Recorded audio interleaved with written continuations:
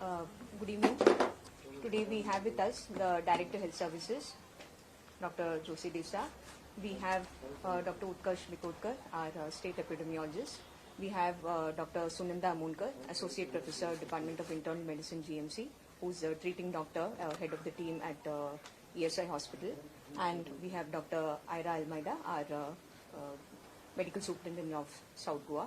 And of course we have Meghnaji. I'll request Dr. Desa to give us an overview of the COVID situation in the state. Good evening. Good evening. Today we thought that we should give you more details about the profile of the cases of COVID that has happened in the state of Goa. But before that, I would, as usual, I will present to you the figures of the day about the test and the positives for the day today. Today we have tested 1,586 samples, out of which 130 samples are reported positive for COVID.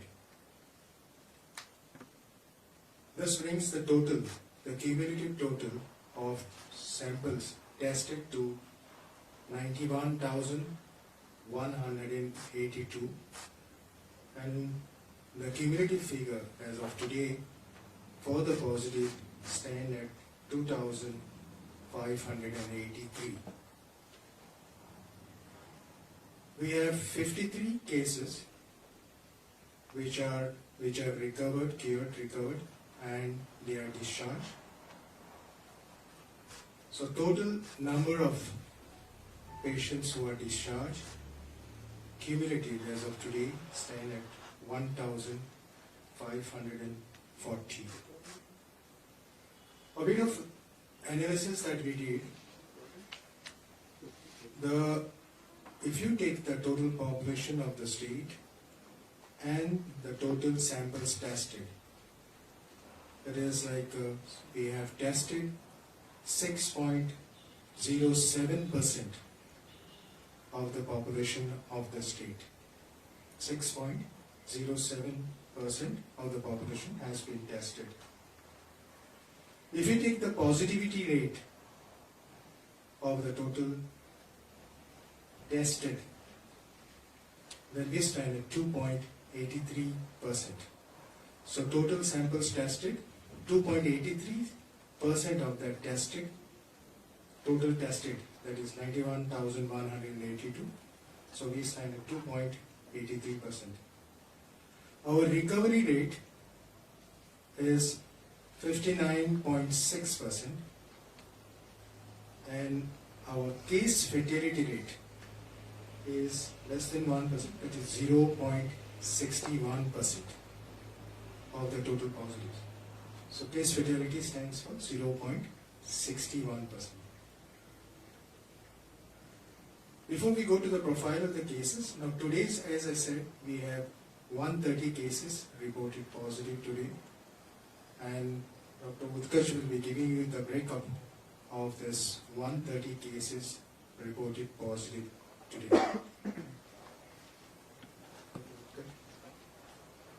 Doctor, please take the mic.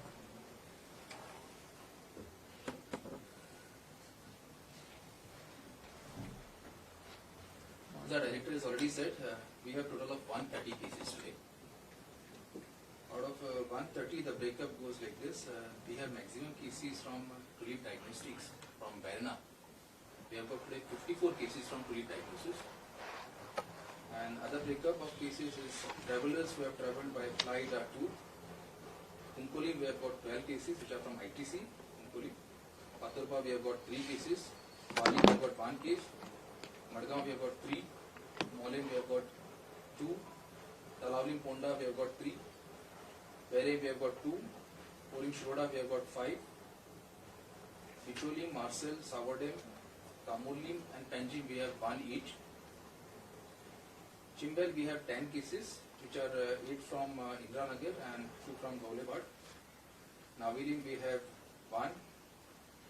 Ponda Priol we have 2, Ponda we have 1, Pernem 1, Taligaon 1, and other cases are Mangur link cases are 22. Other information, everybody knows that we had around 7 dedicated ambulances, unnamed ambulances, and we are shifting symptomatic and asymptomatic patients in these ambulances. So now we have added 9 buses from GTDC. These 9 buses are placed at various locations in the PSC level, and all asymptomatic patients will be shifted with this help of these 9 buses to COVID care centers. Yeah, after that, when it comes to the mortality of due to COVID or other comorbid conditions, today we had 3 deaths reported, bringing the total number of deaths in the state of Goa so far to 17. Now, out of these 3 deaths, 2 deaths have occurred in the COVID hospital and 1 outside the COVID hospital. Now, when we did a brief analysis of all these cases, we found that majority of these cases, except 2 or 3, majority of the cases had comorbid conditions with uncontrolled diabetes, hypertension, 2 of them had malignancies, 2-3 were on dialysis, and so on. So all of them, majority of the cases had comorbid conditions. Dr. Sunanda Amankar, now she is in charge of the entire clinical team in the COVID hospital, and she will give us the profile of these cases which are treated, all the cases which are treated in the COVID hospital, and also about the deaths that are reported in the COVID hospital.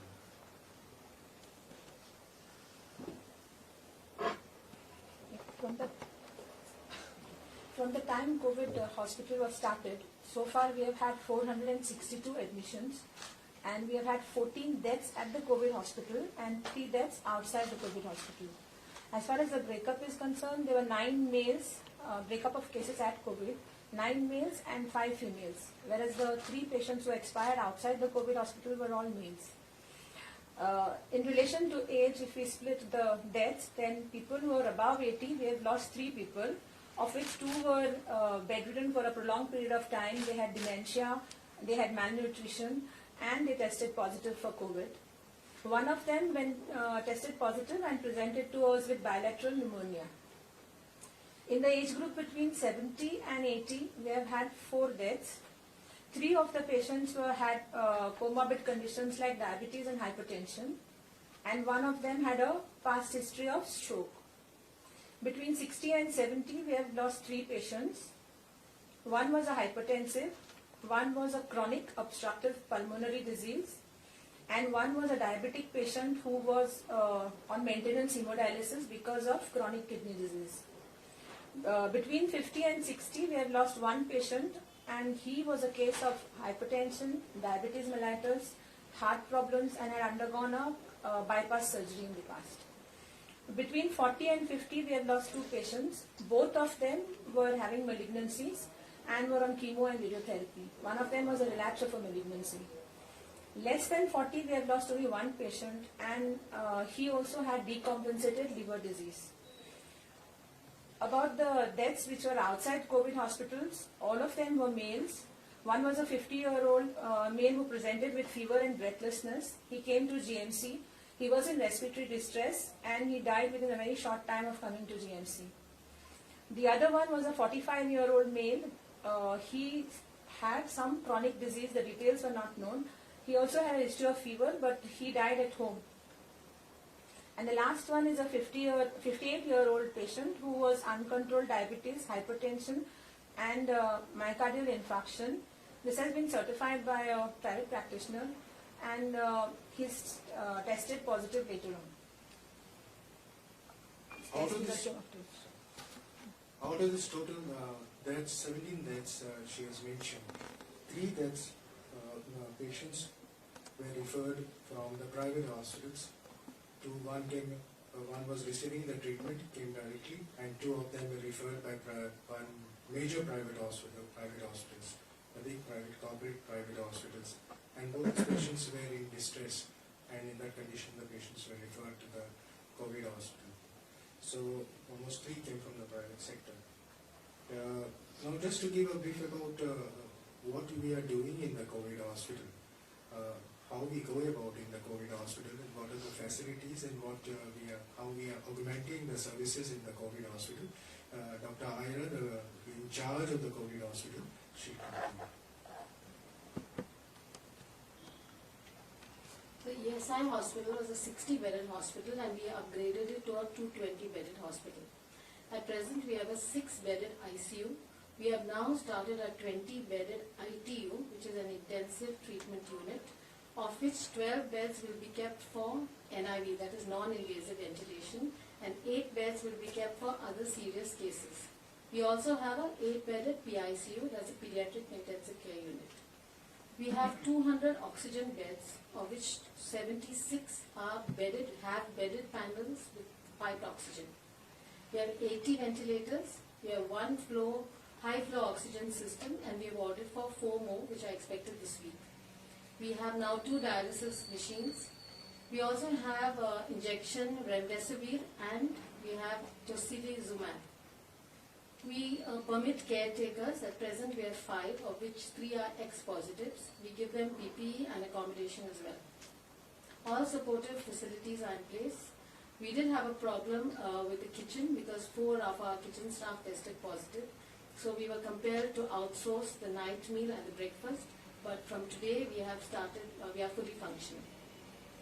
Today our occupancy is 50%. We have 110 beds out of 220. And we have 4 patients in the 6-bedded ICU. So this is what we wanted to say. Now, please don't misunderstand us. We are not here to defend us or to cover us or whatever I say. We are here that you should know what we are doing and what are the facts behind all these cases. So we thought of presenting this to you, and that's myself, Dr. Ira, Dr. Sunanda, and Dr.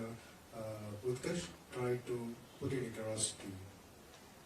Thank you, Dr. Desra. My sincere gratitude to our doctors, Dr. Ira, Dr. Sunanda, who are there almost. Dr. Sunanda is the head of our clinical management team there. Dr. Ira, right from the beginning, has been part and parcel of operationalizing the COVID hospital. I also thank Dr. Desra and Dr. Utkarsh for all the efforts that they are putting. I think I owe it on behalf of all the members of the Government of Goa that I express my gratitude here for their unstinted efforts, continuing efforts to ensure that all necessary arrangements are put in place in terms of monitoring, in terms of surveillance, and in terms of ensuring that the medicines are procured on time. Definitely they are putting in more than 100% of their efforts and time to see that the COVID situation is being managed. From my end, I want to make an important announcement today. It has been decided by the Government of Goa that all private hospitals in Goa which have an ICU functional unit should be mandatorily keeping 20% of their beds aside for COVID positive patients. I repeat, all private hospitals in the state of Goa which have functional ICU units must keep 20% of their beds reserved for COVID positive patients. If we see that there is a lack of compliance by any such private hospital, we will be forced to take necessary measures, which may include the suspension or cancellation of their licenses by invoking the provisions of the Epidemics Regulation Act. I would also like to mention that the hospitals are expected to maintain the full protocols, all of which has been circulated several times in the past to all the private sector hospitals for hospital infection control, for how to manage the situation when a COVID dedicated facility is earmarked space is kept in a hospital. All these protocols are available with the private sector, and we urge them to, if this decision has been taken today, we urge them to take note of the same, and the 2 collectors, Collector North and Collector South, will be having their own monitoring mechanism to ensure that there is a compliance with this decision of the Government of Goa. I would also like to mention that the situation which is emerging from the samples that we have collected of the Tulip Diagnostics Limited employees is very, very, it's a grim situation. It's a matter which gives us a lot of cause for concern, because earlier 26 of their employees were found positive in the past 3-4 days. And then, of course, the samples were taken from their 400 odd employees. Already we have had 54, as Dr. Desa has already mentioned, for today. But equally, we have around 67 samples which are remaining to be tested. And we are having a very high positivity rate of almost more than 20% of the samples proving to be positive. And this is really a cause for concern. I take this opportunity to urge and to request all the industrial units, the industrial estates, especially the pharma companies, the pharma and allied industries, and all workplaces in the state of Goa to take all necessary precautions and to adhere very strictly to the guidelines of the MHA, which were issued in connection with the opening up of workplaces when we entered lockdown 3, lockdown 4, and subsequently unlock phases 1 and 2. So my earnest appeal that all workplaces must ensure that they take all necessary precautions.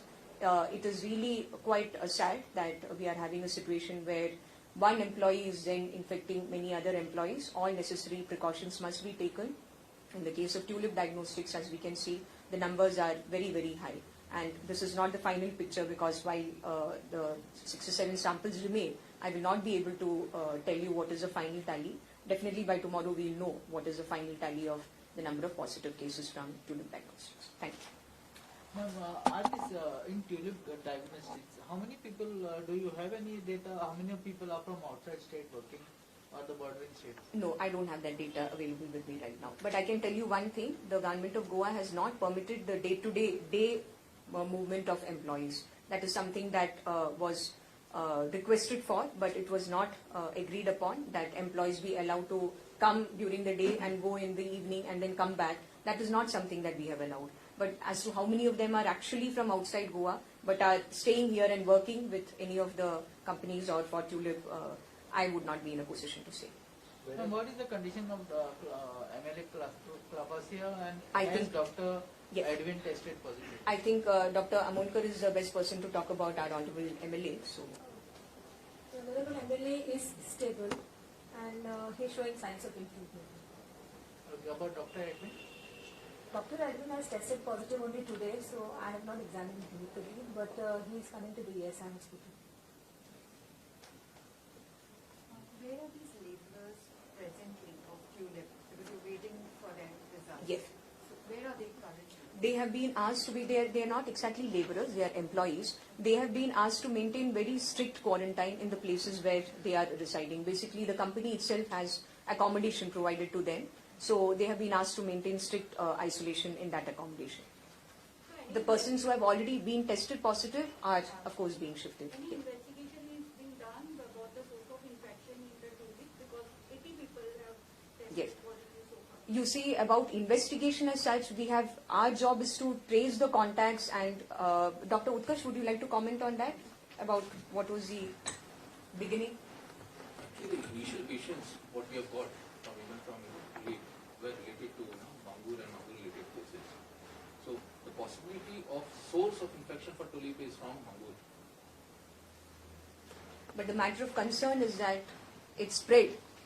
It spread within the workplace, because otherwise we would not have had so many people from the same workplace. So that is, and that too across their units. It's not restricted to one of the units, it is across the units. Any action is being planned against the Sorry?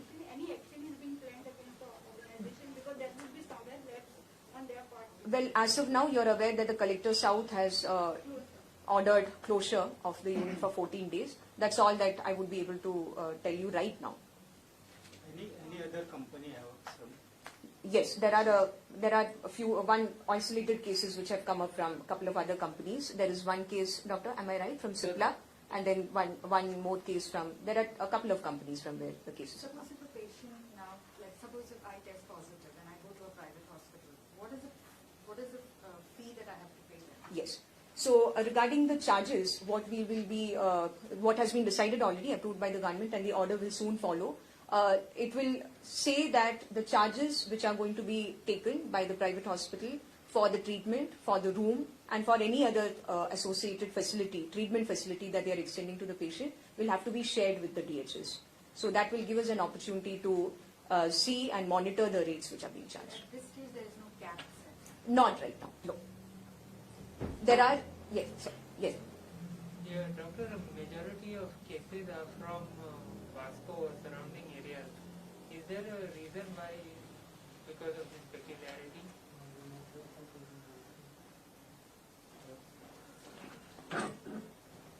See, the majority of the cases, because we have the viral load there.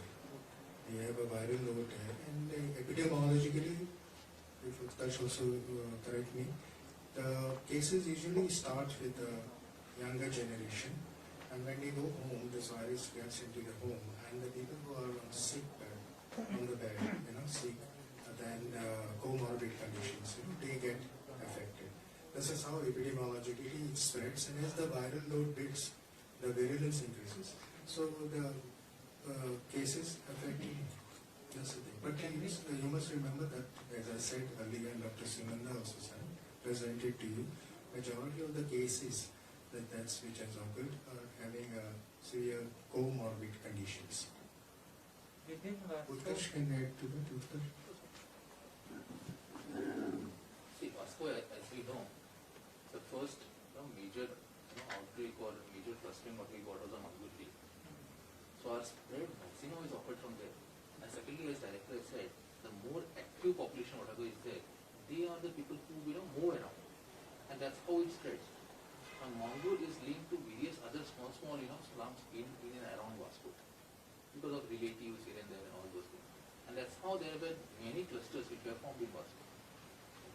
If you take a case of other places where we got isolated cases, most of the isolated cases have stayed as isolated cases. yeah. Now the Vasco major problem was because of these clusters. So can we say within Vasco there is a kind of localized community transmission?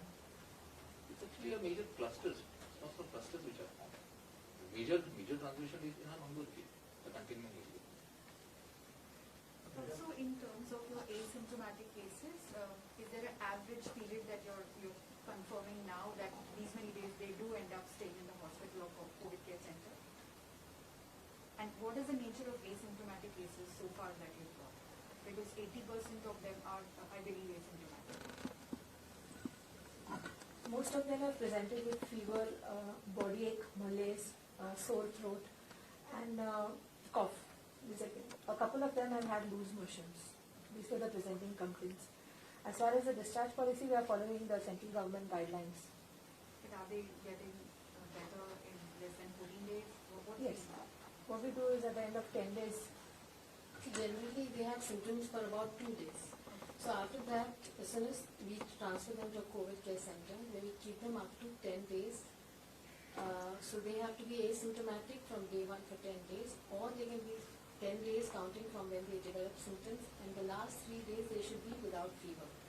That's the time we discharge them without testing.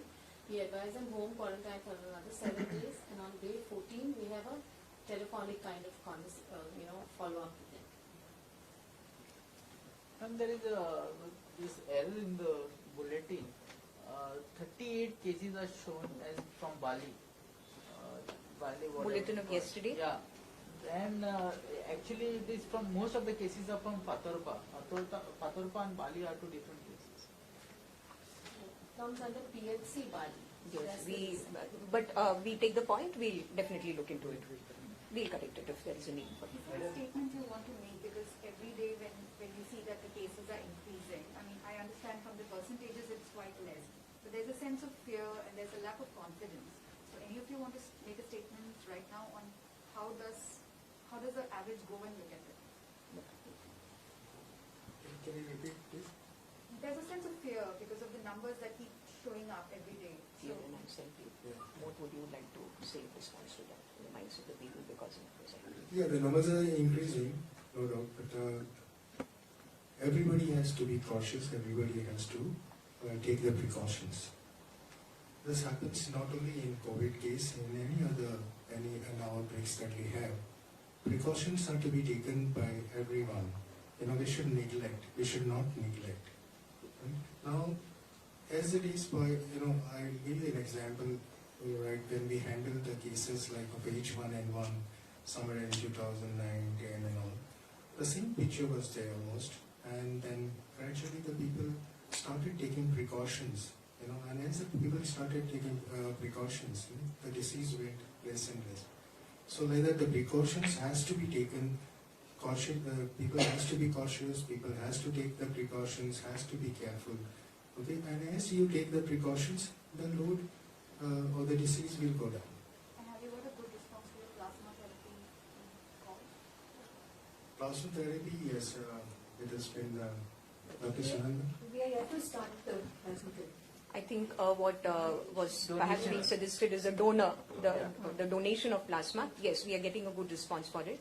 And already I think we have got 3 to 4 people who have donated. We are contacting many more and they are more than willing. I just want to add one more point to your previous question. The numbers are increasing also because our testing rates are high. We are perhaps the highest in the country as compared to any other state.